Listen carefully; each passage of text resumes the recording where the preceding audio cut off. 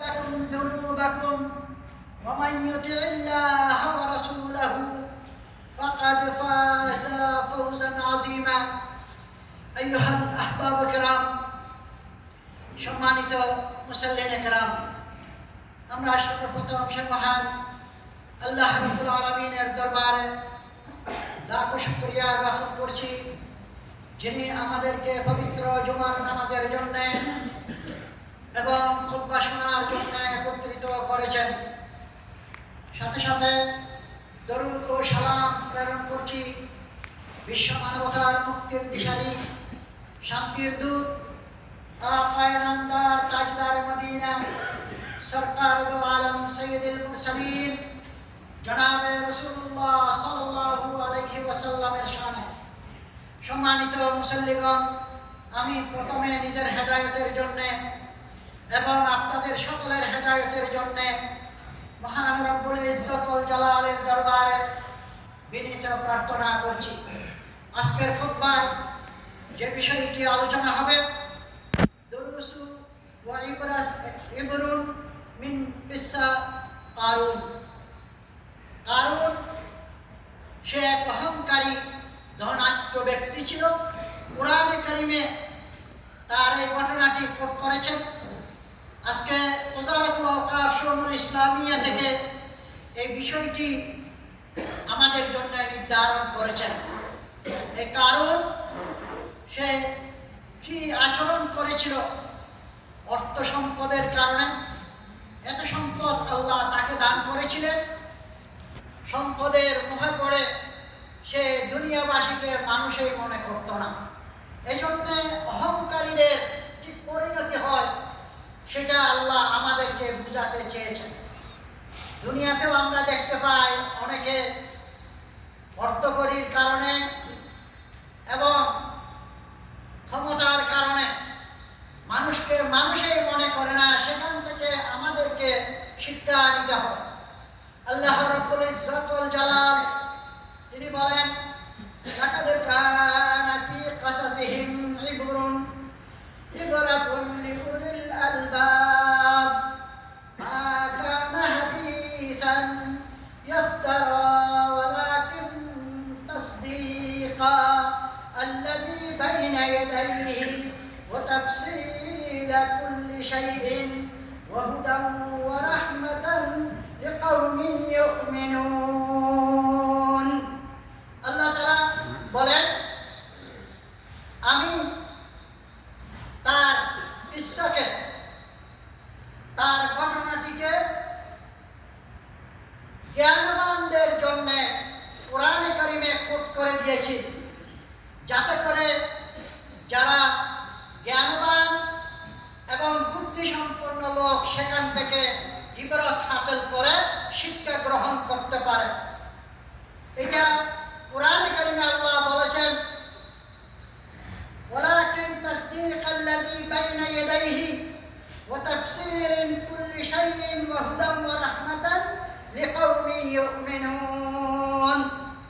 আল্লাহ তাআলা এটা সত্যভাবে কোরআনে কারিমে বর্ণনা করেছেন এবং তার আগেও যত কিতাব আল্লাহর পক্ষ থেকে এসেছেন সেখানেও তিনি এই ঘটনাগুলি উল্লেখ করেছেন, যাতে করে আমরা এই বিষয়গুলি থেকে হেদায়েত প্রাপ্ত হই এবং রহমত, আল্লাহর রহমত গ্রহণ করতে পারি। লিকাওমিন ইউমিনুন, এবং মুমিন জাতিগোষ্ঠী এখান থেকে শিক্ষা নেবেন।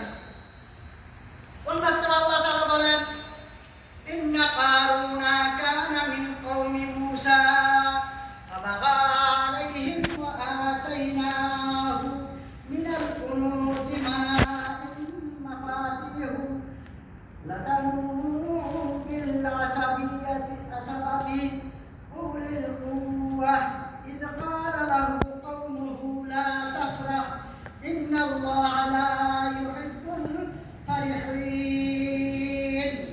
আল্লাহ তাআলা বলেন, এই মূসা আলাইহিস সালামের, এই কারুন মূসা আলাইহিস সালামের অন্তর্ভুক্ত, তার পরিবারের অন্তর্ভুক্ত ছিল, তার একই খানদানের ছিল এবং তিনি এমনভাবে অহংকারী করে চলত, বাগাবত করত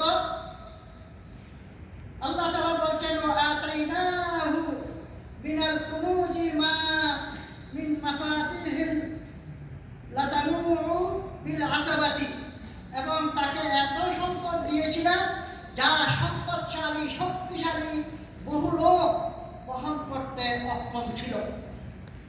তাহলে শুধু চাবি বহন করতে অক্ষম ছিল, তাহলে তার কতগুলো স্টোর ছিল, তালা ছিল, চাবি বহন করা শক্তিশালী লোকগুলি অসাধ্য হয়ে যেত।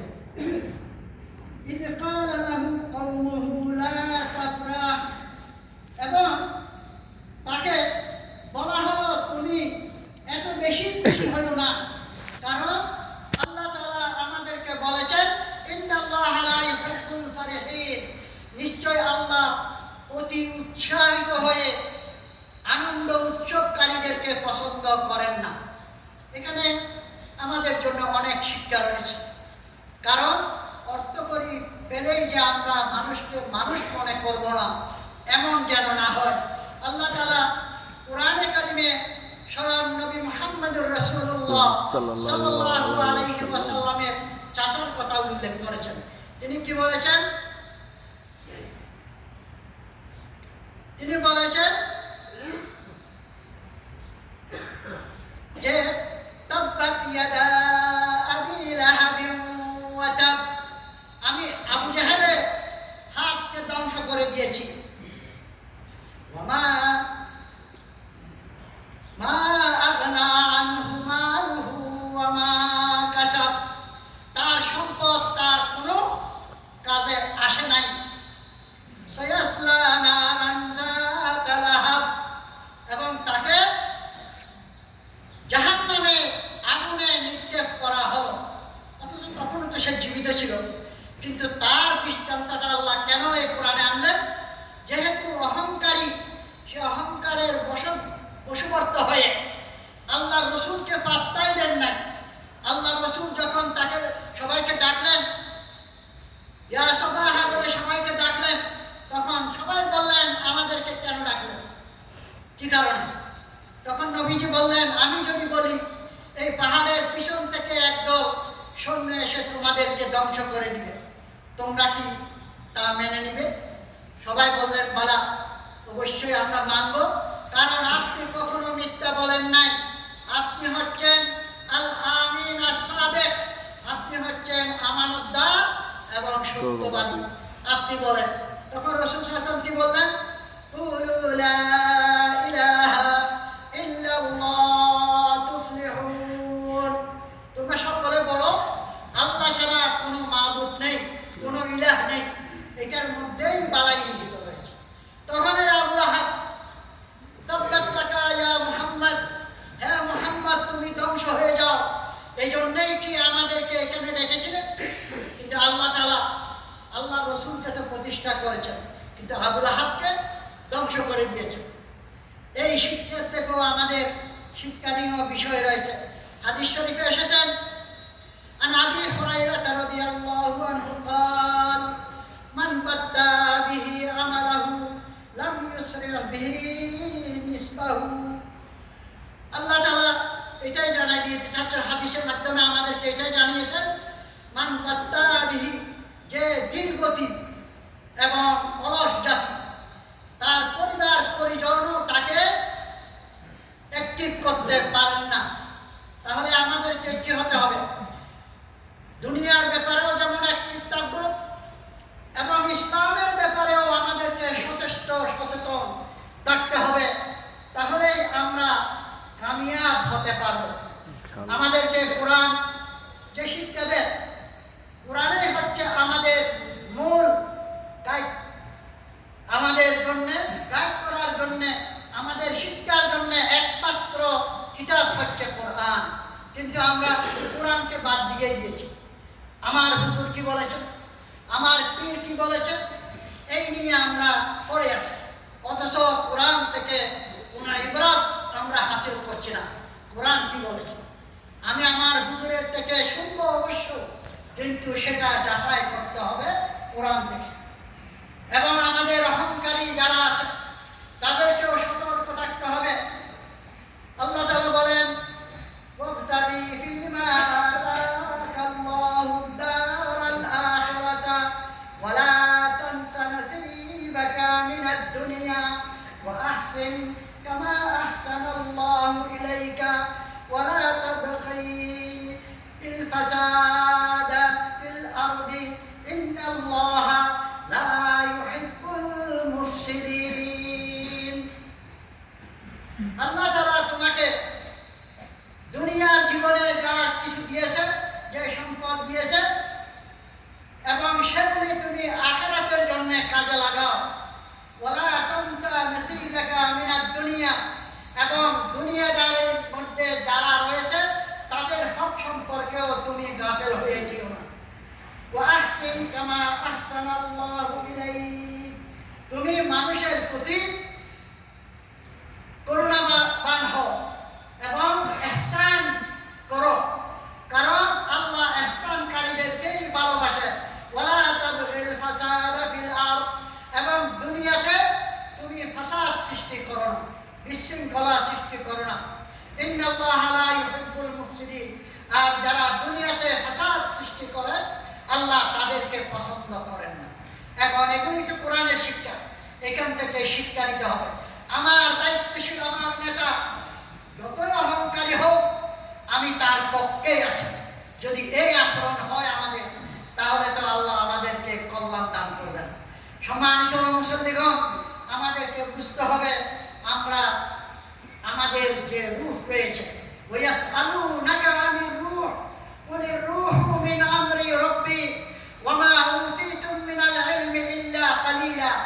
হে নবী, আপনাকে যদি রূহ সম্পর্কে জিজ্ঞাসা করা হয়, তাহলে আপনি বলুন এটা হচ্ছে আল্লাহর অর্ডার। ওয়া মা উতীতুম মিনাল ইলমি ইল্লা কালিলা, আমি মানুষকে সামান্যতম জ্ঞান দিয়েছি। আমাদের যে রূহ আছে সেটা আল্লাহর অর্ডার চলে। আল্লাহ অর্ডার ছিনিয়ে নিলে আমরা মৃত হয়ে যাব, নিঃশেষ হয়ে যাব, নিষ্পেষিত হয়ে যাব, আমাদের কোনো অস্তিত্ব থাকবে না যদি আল্লাহ অর্ডার আমাদের থেকে তুলে নেন। হযরত সালমান ফারসি রাদিয়াল্লাহু আনহু বর্ণনা করেন, ক্বালা সুলাইমান আল ফারসি রাদিয়াল্লাহু আনহু, ইন্না লিরাব্বিকা আলাইকা হাক্কান ওয়া লিনাফসিকা আলাইকা হাক্কান ওয়া লিআহলিকা আলাইকা হাক্কান ফাআতি কুল্লি হাক্কিন হাক্কান। ওয়া ক্বাদ আমারাহু an-নাবিয়্যু সাল্লাল্লাহু আলাইহি ওয়াসাল্লাম আলা যালিকা বিকাউলি সাদাকা সালমান। সালমান রাদিয়াল্লাহু বললেন, তিনি বর্ণনা করছেন এক মাহফিলে, কি বললেন? ইন্না লিরাব্বিকা আলাইকা হক, তোমার প্রতি তোমার রবের হক রয়েছে। ওয়া লিনাফসিকা আলাইকা হক, এবং তোমার নিজের নফসের উপরও তোমার হক অধিকার রয়েছে। ওয়ালা আহলিকা আলাইকা হক, এবং আপনার পরিবার পরিজনের উপর আপনার হক রয়েছে। ফাআতি কুল্লি হাক্কান হাক্কাহু, এবং তোমাকে আল্লাহ যা কিছু দিয়েছে তার হকদারের উপর প্রতিষ্ঠিত থাকবে।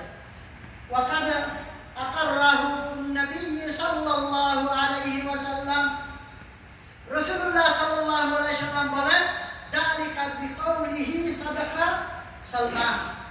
সালমান যে কথাগুলি বলেছে এটা একান্তই সত্য কথা বলেছে। তাহলে ভালো কথা যেই বলুক, সেটাকে আল্লাহ রসুল যেখানে সাপোর্ট দিয়েছে, আমাদেরকেও সেভাবে